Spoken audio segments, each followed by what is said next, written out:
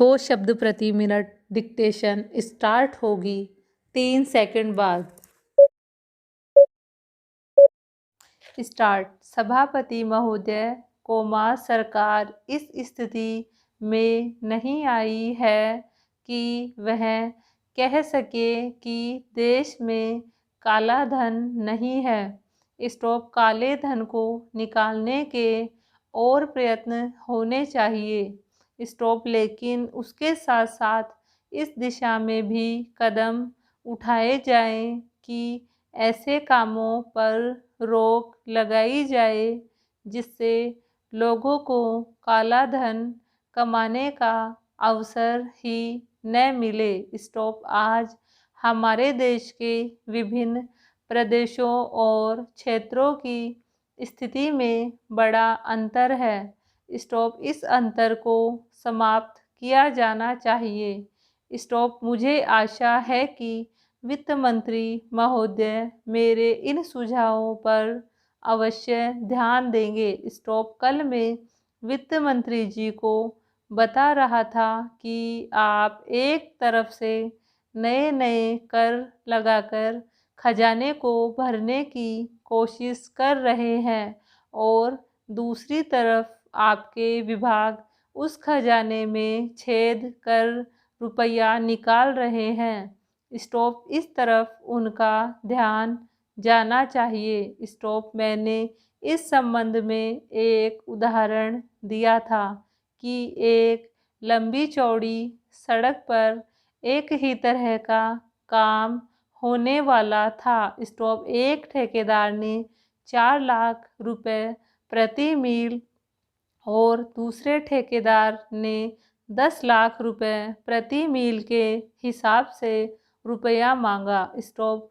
जब मंत्री महोदय के सामने यह चीज़ लाई गई तो इस बात की जांच हुई जिसमें कुछ करोड़ रुपयों की बचत हुई है। स्टॉप। अगर सब मामलों की जांच हो जाती तो कई करोड़ रुपयों की बचत हो सकती थी।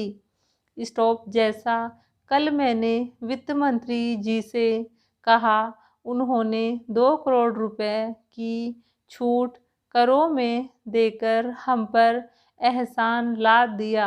स्टॉप। लेकिन मैं तो आपका कई करोड़ रुपयों का लाभ करा रहा हूँ। स्टॉप।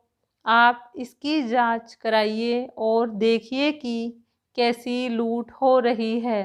स्टॉप। Para change. इतना ही नहीं, इसका प्रभाव दूसरे विभागों पर भी पड़ रहा है।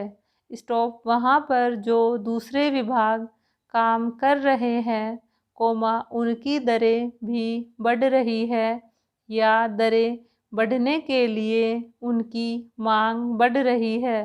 स्टॉप। जब वही काम एक जगह अधिक लागत में होगा तो दूसरी जगह वही काम कम लागत में नहीं हो सकता। स्टॉप। इसलिए या तो वह चोरी करेगा या दर बढ़वाएगा। स्टॉप। अगर एक सड़क पर ऐसा होता है तो वहाँ जो दूसरे काम चलते हैं उनमें भी ऐसा ही होता है। स्टॉप। ठेकेदार आपके विभागों के साथ मिलकर दर बढ़ाते हैं। स्टॉप। मैं भ्रष्टाचार की बात नहीं कहता हूँ, उसको न आप बंद कर सकते हैं और न मैं बंद कर सकता हूँ और न लोग। स्टॉप। Para change. अध्यक्ष महोदय, मैं कल कह रहा था कि वित्त मंत्री जी ने जिस संदर्भ में यह बजट प्रस्तुत किया है और जिन परिस्थितियों की पृष्ठभूमि में वित्त मंत्री का भार संभाला है, उस दृष्टिकोण से यदि इस बजट को देखें तो हम इस परिणाम पर पहुँचेंगे कि वित्त मंत्री जी ने निश्चित तौर पर ऐसा काम किया है जिसके लिए वे धन्यवाद के पात्र हैं। स्टॉप। उन्होंने देश की अर्थव्यवस्था को सुधारने के भार को लेकर उसमें सफलता प्राप्त करके देश की बिगड़ती हुई आर्थिक दशा को सुधारा। स्टॉप पिछले वर्ष देश का उत्पादन बढ़ा है, उद्योगों में सुधार हुआ है, कीमतों में सुधार आया है, हमारा आयात कम हुआ है और निर्यात बढ़ा है। स्टॉप इस तरह से देश में एक नई आशा और विश्वास पैदा हुआ है। स्टॉप इस वर्ष के बजट द्वारा भी उन्होंने पिछले वर्ष के कार्यक्रम को जारी रखने की कोशिश करने का प्रयास किया है। स्टॉप मुझे इसमें कोई संदेह नहीं है कि इसमें भी उनको सफलता मिलेगी। स्टॉप उन्होंने देश के आयात निर्यात के बारे में जो कदम उठाए हैं उनसे निश्चय ही हमारे विदेशी व्यापार का संतुलन सुधरेगा, यह निश्चय के साथ कहा जा सकता है।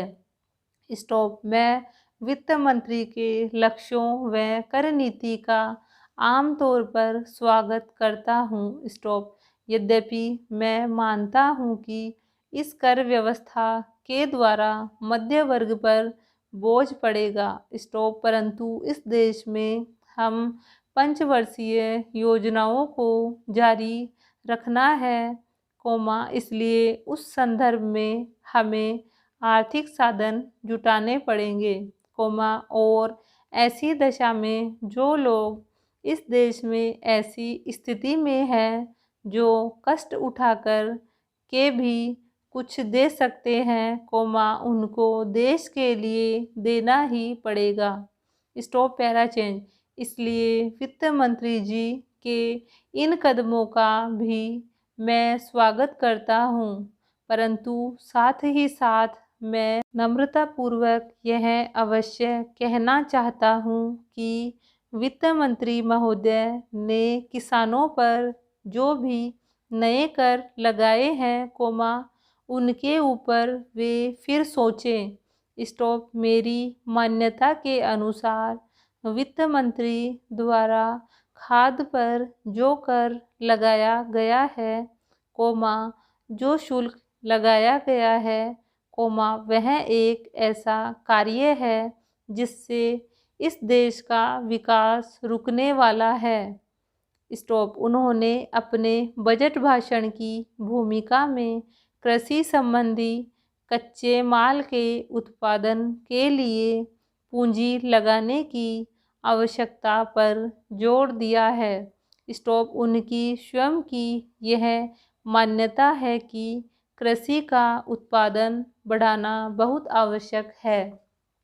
स्टॉप पैरा चेंज अध्यक्ष महोदय, उसके लिए सब कुछ करना है तो फिर कृषि उत्पादन का जो मूल आधार है, उस खाद और पानी की जो व्यवस्था है, जब उस पर ही कर लगाया जाता है तो मेरे मन में आता है कि कहीं वित्त मंत्री महोदय अपनी ही बात को, अपने ही सिद्धांतों के द्वारा तो काट नहीं रहे हैं। स्टॉप मैं कहना चाहता हूँ कि हमारे देश में अभी भी चौथाई भूमि से ज़्यादा सिंचित भूमि नहीं है। स्टॉप इस देश की जितनी कृषि योग्य भूमि है उसका चौथाई से भी कम हिस्सा ऐसा है जो सिंचित भूमि के नाम से पुकारा जा सकता है। स्टॉप मेरी राय में अब समय आ गया है जबकि पिछले 2-3 वर्षों की नीति पर फिर विचार किया जाए और एक मात्रा में घाटे के बजट का सहारा लेकर ही सही आर्थिक तथा सामाजिक विकास योजनाओं की गति को बहुत बढ़ा दिया जाए।